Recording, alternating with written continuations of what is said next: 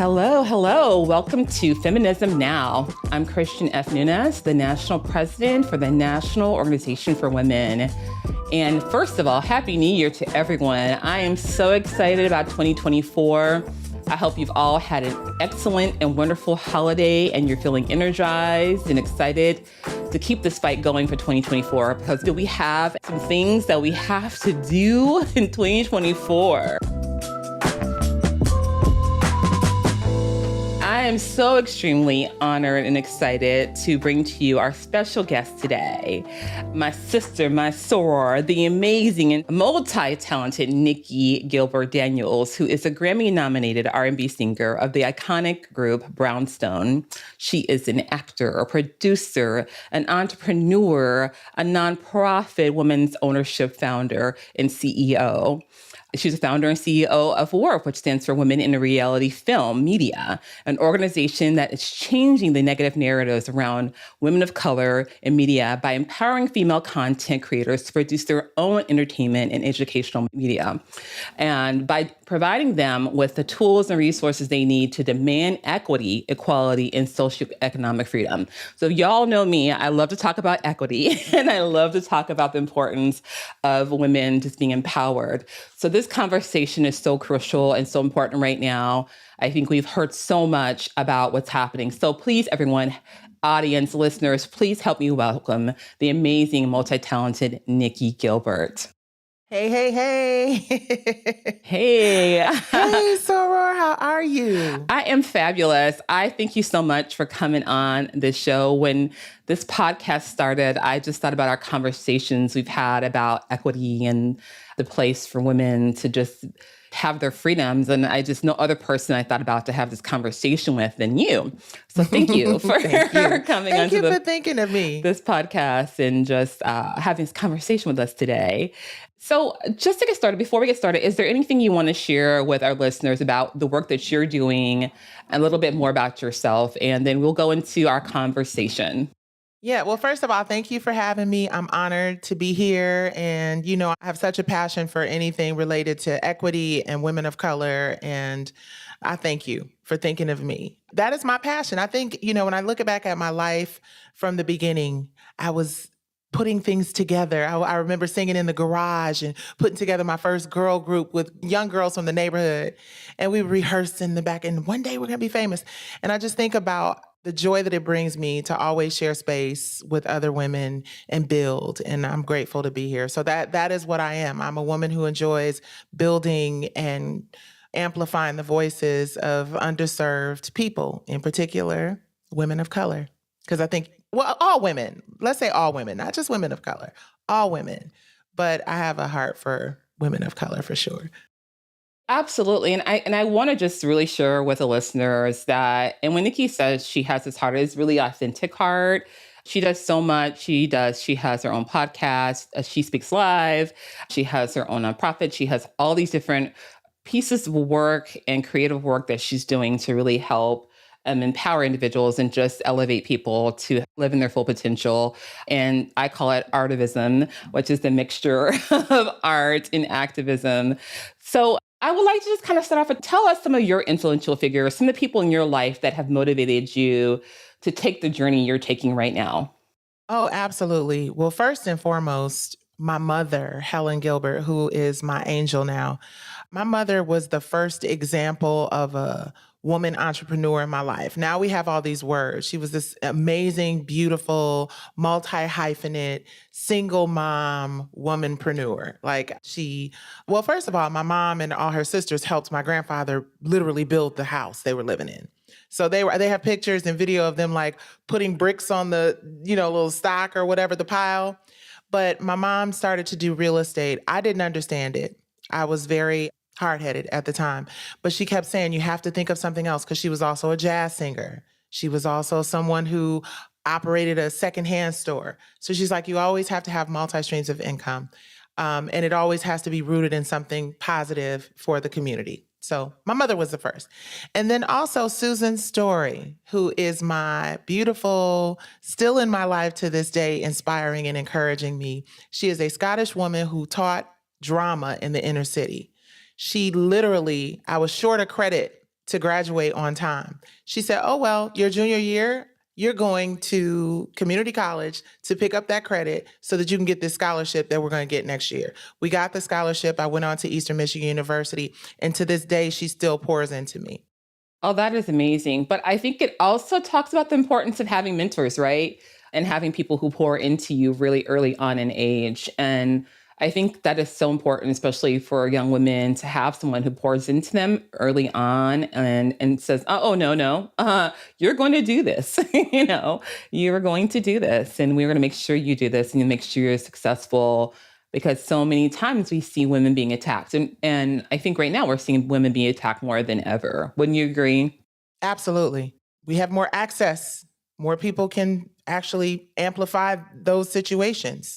So one of the things I think is even more interesting is that when we talk about equity and we talk about equality and this freedom, we already know that there are disparities in that. We already know there's injustice in that. And we know that it's really truthfully wrapped in misogyny and it's white patriarchy. It's wrapped in systematic racism. And because of these, and a lot of times people don't want to talk about those things, but I do, because that's the truth. I'm a truth teller. Yes. So I'm going to tell the truth. And it's uncomfortable, for people to have those conversations, but I think it's important that we have the conversation. And you work in the entertainment industry. And this past year, I would say we've been seeing a lot happen in the entertainment industry where people have been demanding equity and pay and just talking about what their experiences are. But when we speak more to women, we even see more barriers and more gaps. And so tell me some of the barriers that you're seeing regarding equity when we're talking about the entertainment industry, because we know this big, huge strike that just happened. Yes. And the impact that it's had and how it really kind of shined light onto the reality of what's really happening in people's lives who are providing entertainment. So can you share with us some of those biggest barriers you've seen that you've also put voice to for us? Yeah, absolutely. I think one of the things that happens is we're conditioned to really believe that it should be about being famous, right? We're conditioned to believe that it should be about, to borrow from the great Suge Knight, all up in the videos dancing. We are rarely brought into the conversations about pay disparities and equity until we really get a full picture of just how horrible the situation is. And then by then you've signed non-disclosure agreements. You're afraid that you'll be blackballed in the industry. You're afraid that being a disruptor sounds cool, right? But unfortunately, you also get labeled difficult. So you really have to wrestle with whether or not you're willing to compromise your livelihood and how you build revenue. You have to keep this facade up because that's what it's all been built on. And it's been around since the beginning of time. If you think about Prince and if you think about Michael Jackson and you think about it really affected men. So imagine how difficult it is to be a woman in this industry and do all the things that women have to do. Become caregivers for your parents, caregivers for your children. You have 10 times the responsibility. You get paid half as much for the work.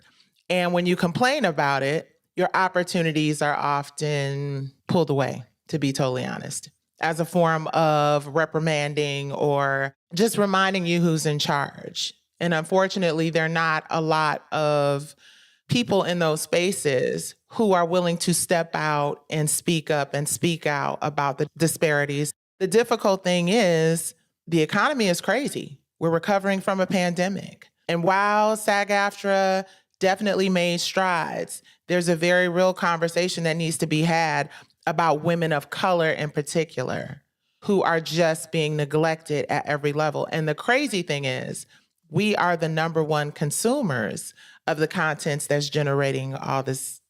I mean, absolutely, you bring a point about being number one consumers and sometimes the number one contributors, right, to this amazing content that's helping make these millions and billions of dollars, but yet the most undervalued in the process. So it's kind of like this huge thing because that's what's happening is like you clearly said, and it happens, I think, across different levels of careers for everyone. We see that when you do speak up and you're a truth teller and you tell the truth and you're being authentic, we want to shun that down, hush it, put a cap on it. We want people who will just do as told And then when we get those people who do as told, then those are the ones that, we'll call the other ones difficult. But the problem is that continues to create the systems of inequity, right? And so I wonder, how do we really get past this? What do you see as a way to get past and around these barriers that we're constantly seeing? The solution is probably one of the simplest solutions, I think, to any problem. And that is, number one, to admit that there is a problem, right? I think that we are constantly, again, dancing in videos, contributing to online digital content, influencers, we influence everything. We create a lot of this stuff. And as long as it's going well for the individual, no matter how detrimental that is to the collective, as long as an individual is winning, then it's almost like all the praise and the attention and well, you should be like this person here.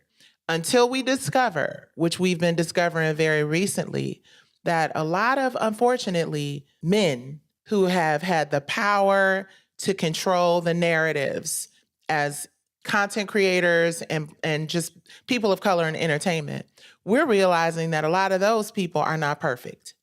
And a lot of those people have a lot of issues. So when you look at the trickle-down effect of being prevented from having opportunities by large corporations, and then you think about who those large corporations identify as the people we should aspire to get to, and you start to see what's happening with those people, then you realize the only way to do it is to build it from the bottom up. That is the solution. People being tired of being tired. We talk about economic protest. It doesn't have to be, like you said, calling someone out is not what this is about. Just speaking the truth about what something is and speaking the truth about what the solution that will ultimately be beneficial for everyone. See, that's the thing. I think people assume that it has to be this way in order for the capitalist or the people who are concerned about their money to be successful. And it's quite the opposite, because if it stays this way, then it's all going to crumble and nobody makes money. Everyone is content starved. Everyone is looking for something that the masses can enjoy. And I think a part of that is building it from the bottom up, no pun intended, and collaborating and partnering versus being works for hire and told what the narrative of our communities should be. Yeah, I absolutely love that Nikki is saying you are defining the narrative instead of letting people tell you what the narrative of your community should be, because I think that is what is the problem, right? That is why we are so often seen incorrectly. We are so often mislabeled. There are so many negative stereotypes. There's so much degradation. There's so much negativity, why we see young girls, adultification, hypersexualization, because we are allowing other people to create those narratives for us. So as we talk about the bottom up, and speaking of your foundation, you provide a lot of information out there. And you named a really disturbing statistic that I think it's really important for people to know about while we're having this conversation, and why it's so important that we are building that narrative, right? On your Bottom Up Foundation, you said that Black female characters are more than twice as likely to be shown partially or fully nude in family films than in family TV. That is a 13.5 compared to a 5.2%. So when we're looking at that, right there, that tells you that there is automatically this hypersexualization and exploitation of Black women and Black femmes, right? In films. And the objectification of them as well. And that actually, we know, statistics show us and tell us that does real harm to women. That does harm to sexual harassment. It does harm to sexual violence. It does harm to relationships in so many ways. Can you tell us more about what the From the Bottom Up Foundation is doing to resist toxic media depictions? Yeah. It goes back to understanding how, first of all, if we're honest about it, the most influential, powerful force in the universe right now is the media. Politics, community, business, money, what the media controls, the masses tend to believe, right? So if you don't live in communities where you see women like yourself, women like me, our soror, just and hardworking, just everyday women who are great parents, even if they're single family homes, if you don't see that on a daily basis, if you don't interact with those people, then the only other examples or representations that you have are the ones that are in the media, the ones that are on television. So there's this ongoing narrative that Black women are negative, that Black women are hypersexual. When you start thinking about the TV shows that we all see on a regular basis, and this isn't about calling anybody out, like you said, this is just about factual stuff, right? The number one shows on television that are worldwide, meaning people in Europe, people in China, people all over the world, those narratives are drug dealers, strippers, deadbeat dads, drug addicts. They don't see the beauty of what people of color are capable of. See Dolores Tucker. I have to bring her into this conversation. And if you don't know who she is, this is the reason why we're establishing WIRF, WIRF, because we're going to tell the stories of these amazing women who saw what was happening today in the 90s. C. Dolores Tucker was an advocate for women and changing the narratives. She's the reason why on certain albums or records, there's a parental advisory sticker. And she talked about this very moment, these very representations. And now everything she's saying, those very same people that were calling her the B word, those very same people that were saying that she's just talking about stuff that's outdated and this is how the world changes, those people are now being investigated for all kinds of heinous acts, or either in the grave or in jail. Absolutely. And it's such a great point you pull out, because like now we're seeing like this work. And I always like to pull out the work of community activists, the work that, like your layman Dolores Tucker, community activists did to call out and bring to attention the need for us to be accountable and start paying attention to what's happening and how it's affecting our communities. And many times they were ostracized, which we know is historically, right? We see this historically, that's happened in all types of movements for those who refused to accept when they were, labeled devalued and they were labeled less than, and they challenged that because they knew their worth and they knew what they were about. They were labeled, and the whole point of power and control and oppression is to break a person, right? If you break them long enough, they'll start buying into belief that they are not worth it. So they'll be depressed. So oppression's part of depression, right? And depressed and despair and hopelessness and give up and start buying into what you're saying. And that is part of the cycle of power and oppression. But part of this also is to do that to people who are aware and awake and recognize, right, what is happening. How can I break this person so people can start attacking them, to then believe that what they're saying, their truth, their knowledge is not really what it is. So then we can't bring attention to the need to hold them accountable for how they are helping contribute to the oppression and injustice and inequity of communities. You know what I'm saying? And so we don't want to talk about that, right? Because we get like to the point, we have these conversations and then we stop, because once again, people feel that they have to make a choice for survival in this world. That's what we're seeing, right? When we talk about inequities, when we talk about people choosing, like, do I speak up or do I stay quiet because I have to feed my family?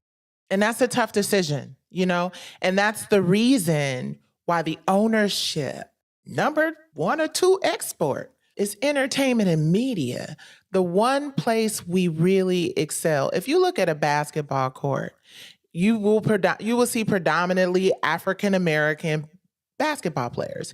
If you look at some of the most successful television series and streaming platforms, you will see African-American narratives. We control what we see and what we watch and what we believe.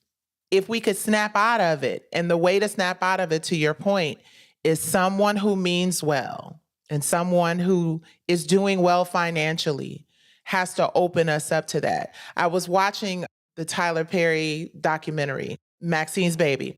And the one thing that stood out to me as the truest thing in that documentary was his demanding ownership with said company that changed the trajectory of his life, that put him in a position to be able to build that studio, right? That was the key takeaway from that whole thing.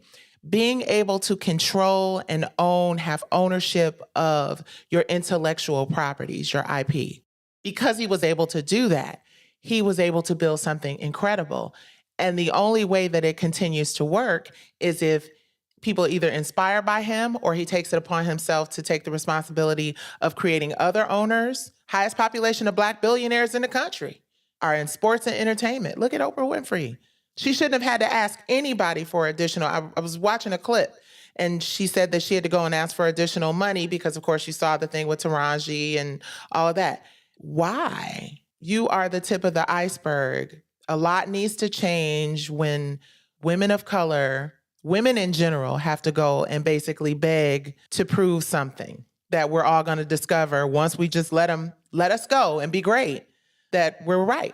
Absolutely. I think that, when we speak about women in general, is that we can't continue to use women as the backbone of everything we need in this world. But when it's time to give a woman what they need for support, whether it be financial, whether it be physical, emotional, spiritual, whatever support, everyone becomes radio silent. Everyone backs out. Everyone steps back and says, wait your turn. No, women have given more than our time, to fully support everyone else. But it really is a time where, for this equity to really occur. And I think this when it comes to everybody else standing up the ground, I don't think it's for women to do this. I always have this conversation. Women have shown what we're capable of doing. We've shown our value. We've shown our work. We've shown what we will achieve, what we continue to achieve despite adversities, especially women from marginalized groups, especially BIPOC women. But I think what it is now, this is where we held about accountability. This is a time when other people who have the influence, who have the power, who have the money, need to step up and start saying, you know what, I need to create succession.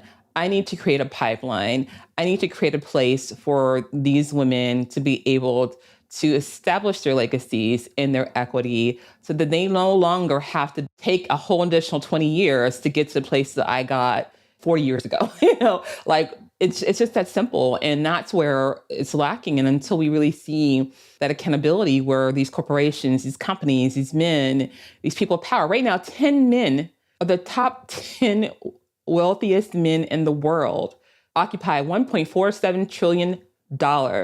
And they are all men, and they're all white men, right? And 8 of them are within the U.S. 8 of them are in the U.S. And what businesses are they in? Right. So we see tech, media, and then computer like IT, right? Those are the top 3. But even so, imagine what could happen if they stopped and said, okay, I recognize that I have advantage here. I recognize I have advantage over these women. I recognize that I have this ability to create some pipelines, right? But just truly invest in equity for true liberation for all people. They just did a tip of it. Imagine when they just did a tip. I mean, what did it affect them? 1.47 trillion, 10 people own of all the world. You did $1 billion, it wouldn't affect you, right? But $1 billion could create pipelines for succession and legacy from, hundreds of thousands of people. And you see the success of women-led businesses when they give us the opportunity to show and prove and delegate and not putting us up there as a token, but, blocking here and there so that we can't really lean fully into our gifts to really make positive changes within any area, of employment or corporate America. If they just give us the opportunity to really do what we do, without looking over our shoulders, allow us to be the magic that we are. Women are magic. If they allow us to do that, then everybody wins. Their bottom line goes up. And they're not doing it at the demise or destruction of a group of people. Absolutely. Oh, Nikki, we are out of time. Because I'm long-winded. I've been in this for so long. I'm so long-winded too, so don't you worry about it. Right. But so much story. It's so much story, and it's such a great start. We definitely have to come back next season and talk more. Anytime. I think it brings more into talking about the sexual violence part about this, what's happening too. And then what do we do about this? I want to go more into just really talking about how do we protect women from the objectification and hypersexualization that's happening, which then leads to sexual harassment and sexual abuse in real life. And there's a direct connection. And we need to talk about that and how we all can work in community, because the big part of that too is how do we all bring together our different communities and our different areas to work toward really healing and empowering people versus just doing it for the dollar. So we got to move from that. But I just really want to thank you so much. Thank you for having me. For those out there who are interested in more about Nikki's foundation from the bottom up, Nikki, can you share the website? Because I don't want to. I think it's initials, but I want you to share it. So. Yes, it is fromthebottomupfoundation.org. Yes. So please visit that if you want to get involved with any of the work she's doing. Please visit that website. Please support Brownstone as well. Yes. So the others. We have a really big equity conversation coming up with Eric Monti, the creator of Good Times. So make sure you guys stay tuned for that. Yes, absolutely. And just remember, everyone, that we have to hold people accountable so that they know that they are just as much involved in creating equity in this world. It is not for the people who lack equity to do it. It's for those who have access to also be accountable for what they're doing to create equity and freedom and liberation for all of us. So thank you so much for coming and joining us. Thank you. Thank you, listeners, for joining us on Feminism Now. If you would like to get involved in now.org, please visit us on our website. You can learn more about our core issues and our approach to advancing women's equality. That's it. We've done it. It's a wrap on Feminism Now Season 1. We'll be back in 4 weeks with all new content and guests that are putting in amazing work in the feminism space. We can't wait for you to hear it. But for now, goodbye, and we'll see you soon. Topica.